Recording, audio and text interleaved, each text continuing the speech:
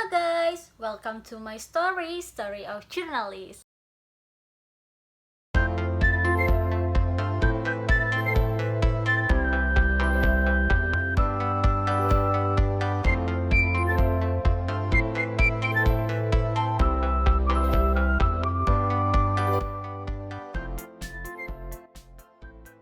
So, nama aku Teatrika Putri, tapi kalian juga bisa manggil aku Tea. Ini adalah video pertama aku. Di channel YouTube ini, aku akan berbagi sama kalian tentang kehidupan seorang jurnalis atau pengalaman-pengalaman dari seorang jurnalis. Aku sendiri adalah seorang jurnalis di salah satu media online yaitu IDN Times. Nah, sebenarnya di channel YouTube ini aku bakal sharing ke kalian tentang pengalaman-pengalaman aku sebagai jurnalis, dan juga nanti aku bakal wawancara teman-teman aku sesama jurnalis juga untuk berbagi kepada kalian tentang apa sih rasanya jadi seorang jurnalis dan bagaimana sih kehidupan seorang jurnalis. Karena kalau kita tahu ya, banyak orang yang penasaran sama profesi ini. Jadi kayak gimana sih sebenarnya liputan itu, gimana sih rasanya wawancara itu. Nah, nantinya kedepannya di channel YouTube ini aku bakal bahas tentang semua rasa penasaran kalian dengan profesi yang satu ini. Nah, aku sendiri udah jadi jurnalis itu sekitar maybe mau 4 tahun kali ya. Dari 2017 aku udah gabung di IDN Times dan aku selalu liputan soal isu politik nasional. Dan selama hampir 4 tahun aku jadi jurnalis, itu banyak banget pengalaman yang aku dapatkan. Dan pastinya pengalaman itu tuh gak pernah aku dapatkan sebelumnya gitu loh. Karena menurut aku profesi jurnalis ini membuka gerbang yang begitu luas, dan aku gak pernah ngebayangin semua ini gitu. Ini gak peres ya, tapi emang bener kayak gini yang aku alamin. Karena selama hampir 4 tahun aku jadi jurnalis, itu aku ketemu sama banyak banget orang, banyak banget tokoh, dan juga banyak banget cerita-cerita yang aku dapatkan gitu. Jadi selama hampir 4 tahun itu aku udah liputan di berbagai macam isu ya. Dan awal pertama aku itu liputan di DPR. Di DPR itu aku juga banyak belajar menjadi seorang jurnalis dari teman-teman aku, dari senior-senior aku di lapangan. Tentunya mereka ngajarin aku gimana caranya liputan, gimana caranya wawancara narasumber, gimana caranya kita ambil kesempatan untuk menarik perhatian narsum ketika doorstop gitu. Nah, setelah dari DPR aku langsung pindah ke lokasi lain, maksudnya ke pos lain, yaitu aku liputan di tim kampanyenya Jokowi Ma'ruf pada tahun berapa ya? 2018 kalau nggak salah. Nah, itu pas masa-masa kampanye, dan itu juga oh my god, aku tuh rasanya kayak dapet semua pengalaman baru yang gila. Ini tuh bener-bener nggak pernah aku bayangin gitu. Aku bisa liputan debat capres yang selama ini aku selalu nonton gitu, dan sekarang aku tuh bisa ikut di dalamnya gitu, kayak memeriahkan debat capres ini kayak gimana. Terus aku liputan kampanyenya waktu itu, kampanye Pak Jokowi Ma'ruf dan Pak Prabowo sama Pak Sandiaga juga. Terus banyak lah pokoknya yang aku dapetin ketika gabung di tim kampanye Jokowi Ma'ruf itu. Setelah itu aku langsung pindah pos liputan lagi.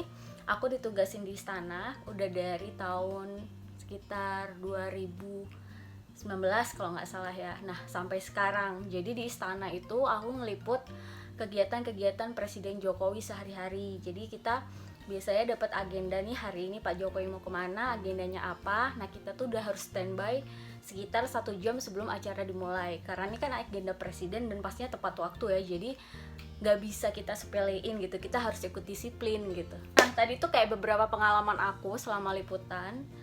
Kayak masih banyak sih yang pengen aku ceritain. Jadi ada banyak banget yang pengalaman-pengalaman nggak bisa dilupain gitu. Apalagi pas waktu liputan di istana, kayak berbagai macam isu aku pelajarin. Karena kita kalau di istana itu kan harus nggak cuma satu isu yang dikuasain, tapi kita harus belajar isu-isu lain seperti ekonomi, isu sosial, dan lain-lain gitu.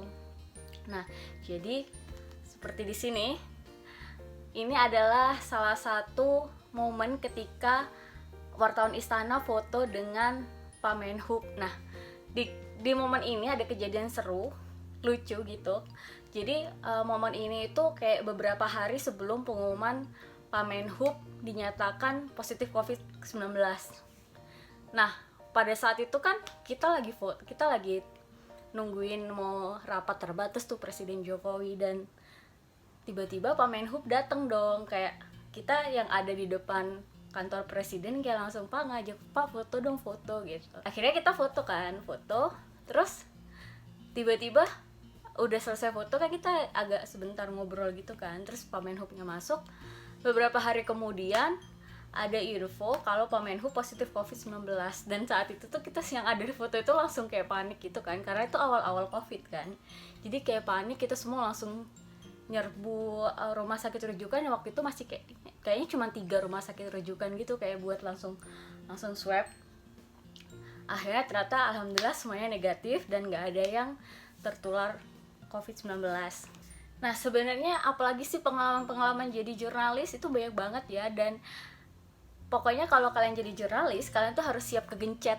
Karena itu kalau misalnya sebelum pandemi kita itu kan masih ke lapangan. Jadi kita tuh masih suka nyerbu narsum gitu kan, jadi untuk ngedapetin isu yang mau kita kejar gitu.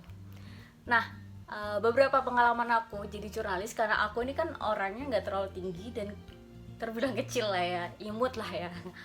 Jadi ketika liputan itu aku tuh harus banyak kegencet guys. Jadi kalian tuh buat yang badannya kecil dan pengen jadi jurnalis, kalian tuh harus rela gitu kegencet. Dan aku bakal nunjukin ke kalian beberapa foto ketika aku kegencet ya pas ngejar narsum seperti ini. Nah ini foto ini momen ketika aku lagi mau ngejar Pak Erick Thohir di istana. Pada saat itu isunya lagi Presiden Jokowi menentukan kabinet Indonesia Maju, kabinet periode kedua. Jadi tuh rame banget kan pada hari itu, dan itu aku benar-benar di istana tuh dari pagi banget sampai malam, dan itu tuh calon-calon menterinya terus berdatangan gitu kan. Jadi tuh kayak setiap berapa menit sekali tuh pasti datang gitu kan. Jadi kita rebutan gitu, kayak ini tuh ngapain sih? Pada saat itu kita nggak dikasih tahu tuh, maksudnya. Tapi kita tahu mungkin tuh maksudnya mereka adalah calon menteri, tapi mereka kan sebelum ketemu Pak Presiden, mereka nggak mau ngomong dulu beliau-beliau ini sebagai apa di istana gitu. Nah yang kedua ini ada foto sama Pak Mendikbudristek, Pak Nadiem Makarim, yang saat itu juga tiba-tiba beliau datang dong ke istana. Kan kita sebagai wartawan yang penasaran siapa calon menterinya, itu kan jadi kayak wah ada Pak Nadiem Makarim nih gitu kan, ngapain dia kesini, kita langsung ngejar kayak follow up gitu sampai kegencet gini.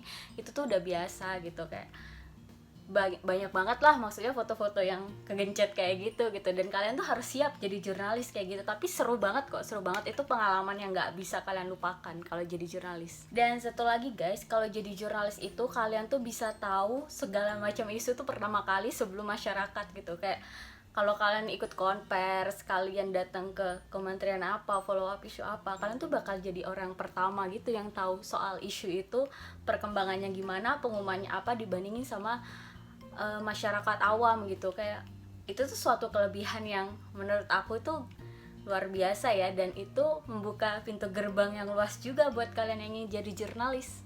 Selain itu juga kalau jadi jurnalis, wawasan kalian tuh kayak semakin luas gitu. Karena kan mau nggak mau setiap kalian mau liputan apa, kalian tuh harus baca isunya.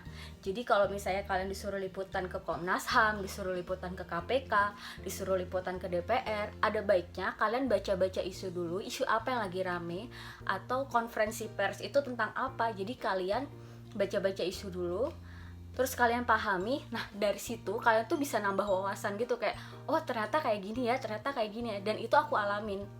Karena sejujurnya aku tuh sebelum jadi jurnalis aku tuh paling gak ngerti soal politik gitu.